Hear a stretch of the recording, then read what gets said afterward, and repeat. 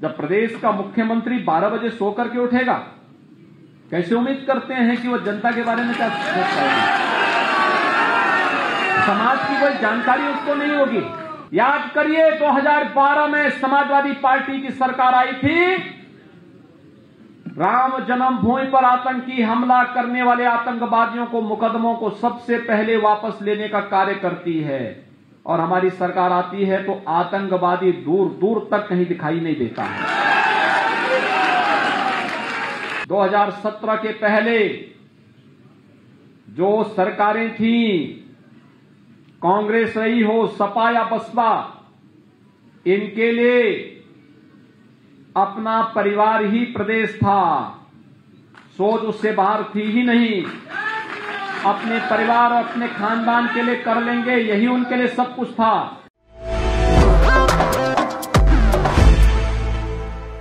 आपने देखा होगा कोरोना कालखंड में या तो केंद्र सरकार या प्रदेश सरकार कार्य कर रही थी। राजनीतिक दलों में भारतीय जनता पार्टी और कुछ सामाजिक संगठनों के कार्यकर्ता कार्य कर रहे थे। शेष की स्थिति क्या थी?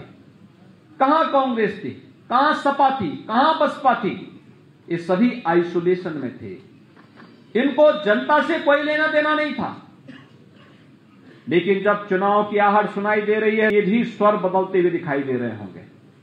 ये लोग फिर से अपनी उपस्थिति दर्ज करवा रहे हैं, नए नए नारों के साथ आएंगे, सामाजिक ताने बाने को तोड़ेंगे, अव्यवस्था और अराजकता का एक वातावरण खड़ा करने का प्रयास करेंगे।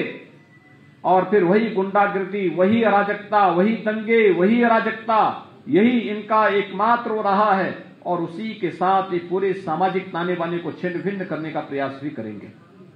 भाइयों बहनों, आपने बदलते हुए भारत को भी देखा और बदलते हुए उत्तर प्रदेश को भी देखा है। प्रदेश वही है, तंत्र वही है, केवल सरकारें बदली हैं। और सरकार बदलने के बाद कैसे व्यापक परिवर्तन लाया जा सकता है। इससे पहले सुरक्षा का कितना गंभीर संकट था।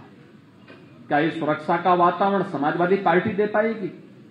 क्या कांग्रेस दे पाएगी? क्या बहुजन समाजवादी पार्टी दे पाएगी? क्या सुरक्षा का ये वातावरण ओवैसी दे पाएगा? भाइयों बहनों, इस सुरक्षा के लिए स्वयं खतरे हैं। कैसे आप उम्मीद करते हैं इनसे? कैसे उम्मीद कर सकते हैं कि ये लोग सुरक्षा का वातावरण देंगे? जिनके कालखंड में उत्तर प्रदेश बदनाम हुआ था, उत्तर प्रदेश की एक बदरंग तस्वीर दुनिया के सामने जाती थी। हर तीसरे चौथे दिन जिनके कालखंड में एक दंगा होता था, वे लोग सुरक्षा का वातावरण कैसे दे पाएंगे? कैसे उनसे उम्मीद की जा सकती? लखनऊ का मतलब केवल लखनऊ नहीं होता है। लखनऊ का मतलब उत्तर प्रदेश के 25 करोड़ जनता की सुविधा का एक महत्वपूर्ण, व्यापारिक का एक महत्वपूर्ण केंद्र। और उस रूप में प्रदेश सरकार आज उस कार्यक्रम को लेकर के चल रही है। उन कार्यक्रमों को एक बेहतर वातावरण देने का प्रयास कर रही है। अव्यवस्था और अराजकता कहीं न फैलने पाए, इस पर ध्यान दे रही है। पर्व और त्योहार शांतिपूर्ण तरीके से मनाए जा रहे हैं, इस पर ध्यान दे रही है। और मैं तो आपसे पूछना चाहता हूं, अयोध्या में श्री राम जन्मभूमि पर भगवान राम की भव्य मंदिर के निर्माण कार्य प्रारंभ हुआ है। क्या ये कार्य कांग्रेस कर पाती? क्या ये कार्य समाजवादी पार्टी, क्या ये कार्य बहुजन समाजवादी पार्टी कर पाती? यानी आप देख सकते हैं, आपकी आस्था को सम्मान देने का कार्य अगर किसी ने किया है तो भारतीय जनता पार्टी ने किया है। और भारतीय जनता पार्टी ने जो कहा था सो करके दिखाया। मध्य यूपी और पूर्वी उत्तर प्रदेश में तो भी गनीमत थी, पश्चिमी उत्तर प्रदेश में तो 2017 के पहले इस प्रकार की स्थितियां थी कि बेटियां और बहनें स्कूल नहीं जा पाती थी, क्योंकि वहां पर पेशेवर गुंडे सत्ता के संरक्षण में जिस अराजकता का तांडव करती थी, उनके सामने सुरक्षा का गंभीर संकट खड़ा हुआ था और वे बेटियां स्कूल नहीं जा पाती थी। आज आप देख रहे होंगे पूरे प्रदेश के अंदर कोई बहन और बेटियों के सामने संकट खड़ा करेगा तो स्वयं उसके लिए संकट खड़ा हो जाएगा। एक बेहतर वातावरण देने का प्रयास हुआ है। जब प्रदेश का मुख्यमंत्री 12 बजे सो करके उठेगा, कैसे उम्मीद करते हैं कि वो जनता के बारे में क्या सोच पाएगा?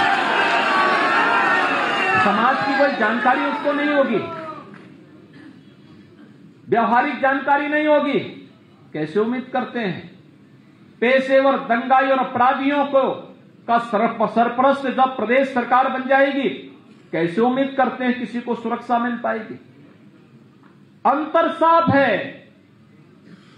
पहले 2017 के पहले जो सरकारें थी, कांग्रेस रही हो, सपा या बसपा, इनके लिए अपना परिवार ही प्रदेश था, सोच उससे बाहर थी ही नहीं। अपने परिवार और अपने खानदान के लिए कर लेंगे, यही उनके लिए सब कुछ था। लेकिन भाइयों बहनों, 2017 के बाद जो सरकार आई है उसके लिए प्रदेश ही परिवार है। प्रदेश की 25 करोड़ जनता की सुरक्षा, उनके लिए व्यवस्था, उनका संरक्षण, ये टॉप प्रायोरिटी है। आस्था के साथ खिलवाड़ करने की छूट किसी को नहीं। पहले ही सरकार ने कह रखा है, देखिए हम सुरक्षा सबको देंगे, आस्था का सम्मान सबको करेंगे, शासन की योजनाओं का लाभ सबको देंगे। लेकिन अगर दंगा करोगे, गरीब की जमीन पर कब्जा करोगे, व्यापारिक प्रतिष्ठानों में लूटपाट करोगे, तो भरपाई करते करते 7 पीढ़ियां बीत जाएंगी, तब भी भरपाई नहीं कर पाओगे। पहले आतंकवादियों को सम्मानित किया जाता था। याद करिए, 2012 में समाजवादी पार्टी की सरकार आई थी। राम जन्मभूमि पर आतंकी हमला करने वाले आतंकवादियों को, मुकदमों को सबसे पहले वापस लेने का कार्य करती है। और हमारी सरकार आती है तो आतंकवादी दूर दूर तक कहीं दिखाई नहीं देता है।